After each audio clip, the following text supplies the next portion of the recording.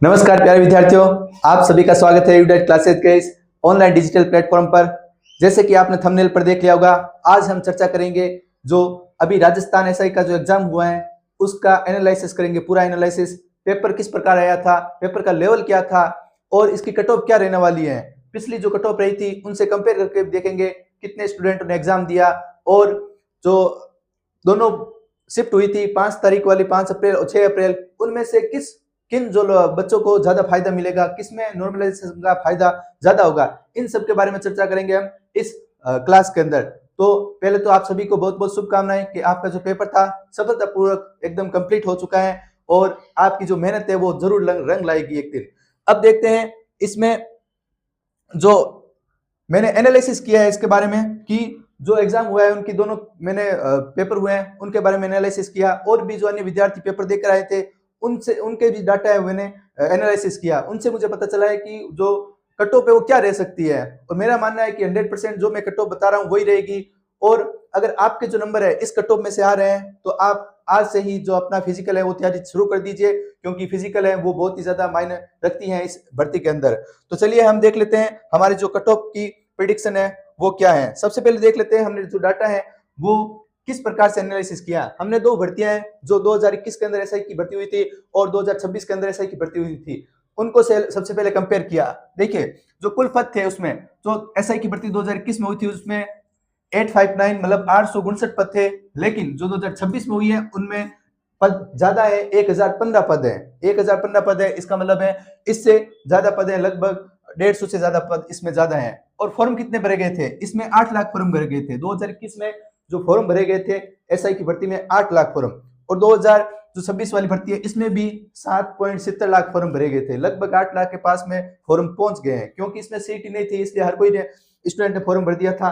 लेकिन अब देखिए आगे देखिए इसमें मुकाबला कितने स्टूडेंट पर एक सीट थी, तो जो 2021 वाली भर्ती थी इसमें 931 उम्मीदवार पर एक सीट थी, और जो 2026 वाली है इसमें 758 उम्मीदवार पर एक सीट थी। लेकिन सभी स्टूडेंटों ने एग्जाम नहीं दिया। एग्जाम नहीं देने के कारण जो कंपटीशन है और कम हो गया। एग्जाम कितने ने दिया, देखिए एग्जाम में उपस्थिति इसमें लगभग 40 से 50% उपस्थिति थी 2021 वाली में, और 26 वाली में हम देखते हैं लगभग 60%, 60.35% उपस्थिति थी। मतलब 7.70 लाख विद्यार्थियों ने फॉर्म भरा था, लेकिन जो एग्जाम दिए थे लगभग 4.5 लाख विद्यार्थी ने एग्जाम दिए थे। अब देखिए एग्जाम देने से भी कुछ नहीं होता। कोई भी एग्जाम, आप किसी भी एग्जाम की तैयारी कर रहे हो, कोई भी वैकेंसी आती है तो उसमें लगभग 10% विद्यार्थी ही एकदम सीरियस होकर तैयारी करते हैं।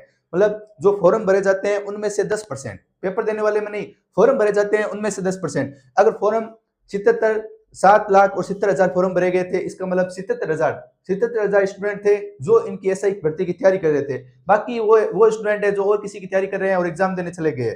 अब उनका सिलेक्शन तो होगा नहीं, क्योंकि जो प्रॉपर तैयारी करते हैं उन्हीं का सिलेक्शन होता है। चाहे आप कुछ भी कर लो, आपको प्रॉपर उसी एग्जाम की तैयारी करनी पड़ेगी। तो इसमें आप मान सकते हो सिर्फ 77 लाख विद्यार्थी है, उन्होंने ही प्रॉपर तैयारी की थी, और कंपटीशन उन्हीं के मध्य है। अब वो कंपटीशन कैसा रहेगा वो अब आगे देखेंगे। अब परीक्षा किस जो पेपर आया था उसका किस प्रकार का लेवल था वो देखते हैं हम। तो अगर हम पूरे दोनों शिफ्ट की अगर बात करें कि दोनों शिफ्टों का जो मेन जो लेवल था वो कैसा था, तो हम मान सकते हैं इजी टू मॉडरेट। इजी भी नहीं मान सकते, मॉडरेट आप मान सकते हो। इसका जो लेवल था मॉडरेट था, ठीक है। कोई एक शिफ्ट ऐसी भी है जिसमें जो पेपर था वो मॉडरेट टू हार्ड था, वो भी हम देखेंगे कि किसमें जो 5 तारीख वाला है और 6 तारीख वालों में दोनों में किसको ज्यादा फायदा होगा नॉर्मलाइजेशन का, वो भी देखेंगे। तो हम मान सकते हैं जो पेपर था वो क्या था, इजी टू मॉडरेट। और जो 2021 में हुआ था वो हम मान सकते थे हार्ड था, मतलब मॉडरेट टू हार्ड, इस प्रकार का एग्जाम हुआ था। अब एग्जाम 2 पारियों के अंदर हुआ था, 5 तारीख और 6 तारीख। 5 तारीख और 6 तारीख की 2 पारियों के अंदर एग्जाम हुआ था। अब हम एनालिसिस करेंगे कि जो अलग अलग पारी हुई है उनके दोनों जो पेपर हुए हैं उनके बारे में एनालिसिस करेंगे, उनमें किस किस प्रकार का डिफरेंस था वो देखेंगे।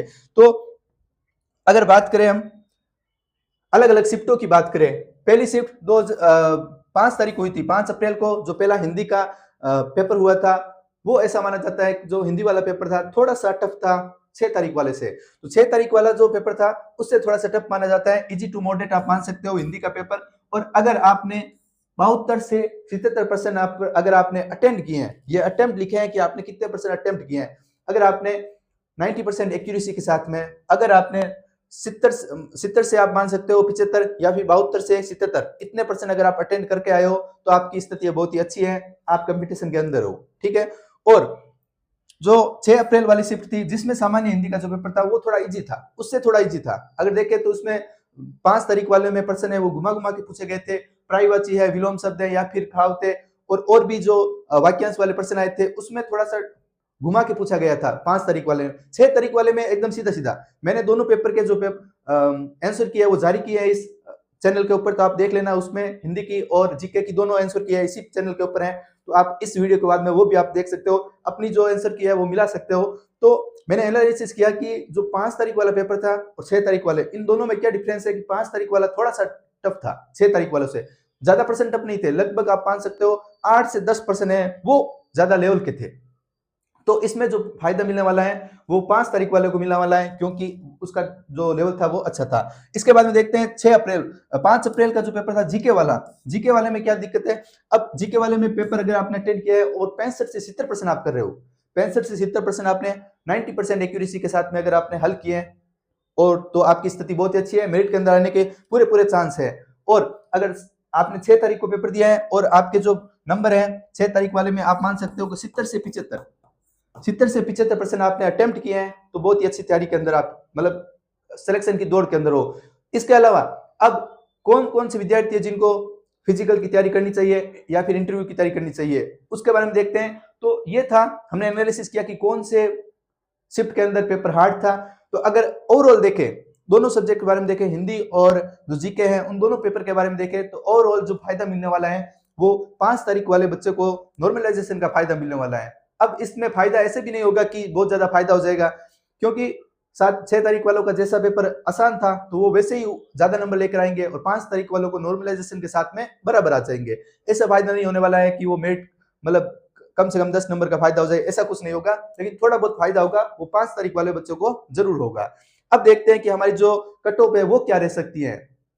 अगर ऊपर की बात करें तो इसमें 40% है वो मार्क्स रखे गए हैं कि अगर आपको क्वालिफाई करना है तो लगभग 40% और एक प्रत्येक सब्जेक्ट के अंदर आपको 36% जो नंबर है वो आपको लाने होते हैं, 36% और ओवरऑल है वो 40%।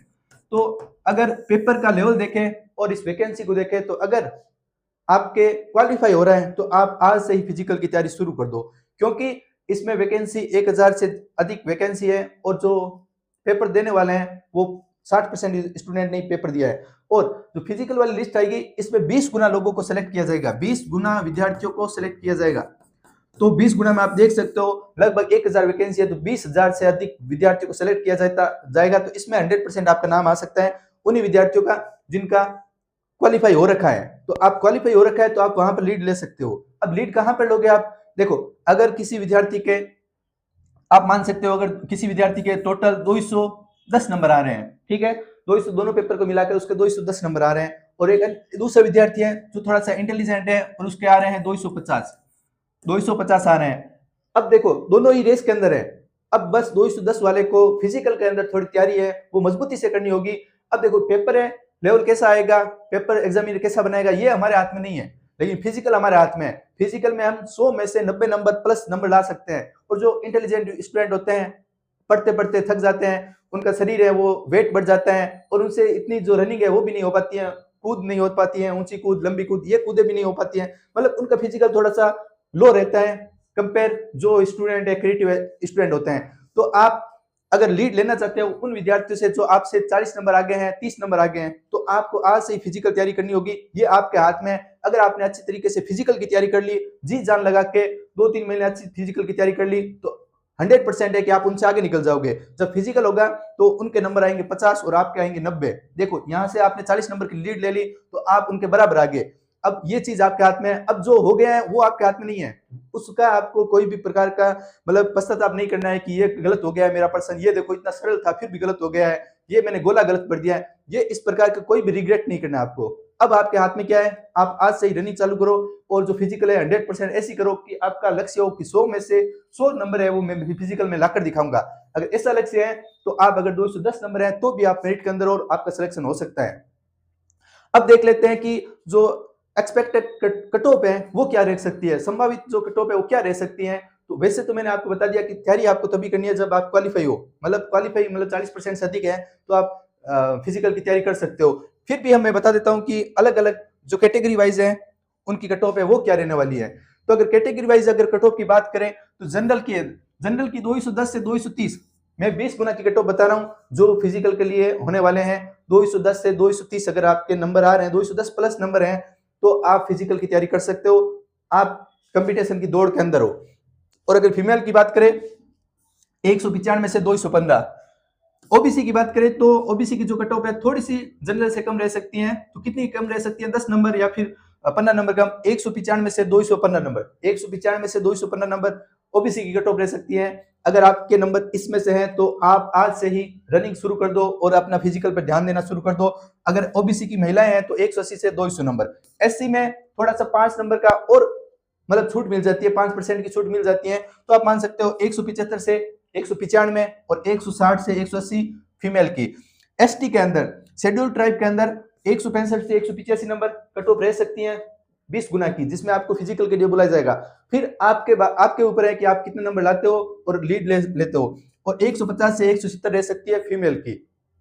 तो मैंने जो अनुमान लगाया वो अनुमान लगभग 200 प्लस का है। मतलब अगर जनरल में 210 से 230 तक रहता है तो आप 100% फिजिकल की तैयारी आपको करनी चाहिए।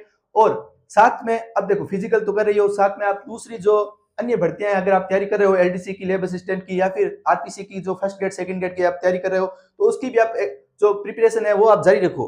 अब फिजिकल मत छोड़ना। अगर आपने फिजिकल छोड़ दिया और फिर 20 गुना में आपका नाम आ गया और आप चाहते हो कि एक महीने के अंदर आप फिजिकल को तैयार कर लोगे, तो ऐसा संभव नहीं है।